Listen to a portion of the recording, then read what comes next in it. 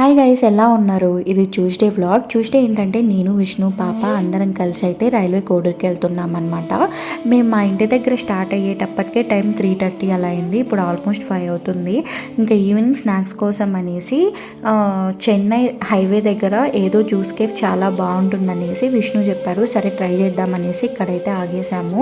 ఏంటంటే మేము Wednesday ULPIN నుంచి నడుచుకుంటా తిరుమలకి అయితే వెళ్ళాలి. థర్స్డే దర్శనము, అందుకని ముందే ట్యూస్డేని నైట్ అక్క వాళ్ళ ఇంట్లో స్టే చేద్దాము అనేసి వాళ్ళ ఇంటికి అయితే స్టార్ట్ అయ్యామన్నమాట.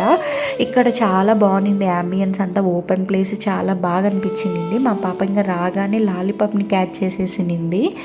అండ్ ఏంటంటే ఇక్కడ మెనూ చూస్తే కూడా చాలా రీజనబుల్గా అనిపించినాయి రేట్స్ కూడా. నాకు చాలా బాగా అనిపించింది రేట్స్. సో మేమైతే ఒకటి స్పెషల్ లస్సీ తీసుకున్నాము. దీని రేటు 60 రూపీస్. చాలా బాగుంది, విత్ ఐస్ క్రీమ్స్ వేసి ఇచ్చాడు.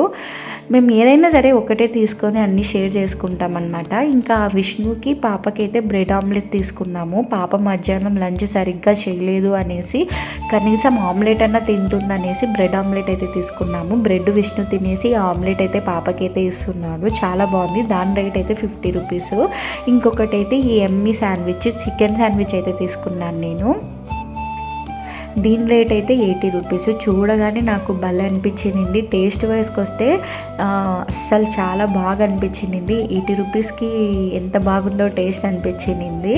సో ఇంకా అలా అయితే మా స్నాక్స్ అయితే కంప్లీట్ అయిపోయాయి. ఇంకా మేము నైట్ రీచ్ అయ్యేదానికి టైం అయితే ఆల్మోస్ట్ 9 అవుతుంది. సో ఇంకా ఎక్కడ ఆపేదేమి ఉండదు అనేసి ఇలా అయితే ఈవినింగ్ స్నాక్స్ అయితే తినేసామన్నమాట. ఇంకా అక్క వాళ్ళ ఇంటికి చేరేటప్పటికే టైం అయితే 9:15 అలా అవుతుందన్నమాట. ఇంకా అమ్మ అప్పటికే వచ్చేసింది. తను కూడా ట్యూస్డే ఈవినింగే వచ్చేసింది కోడూరుకి. ఇంకా నెక్స్ట్ డే మేము అందరం కలిసి తిరుమలకి అయితే వెళ్ళాలి. ఆ వీడియోస్ అన్నీ నేను తప్పక పెడతాను, ప్లీజ్ వాచ్ ఇట్.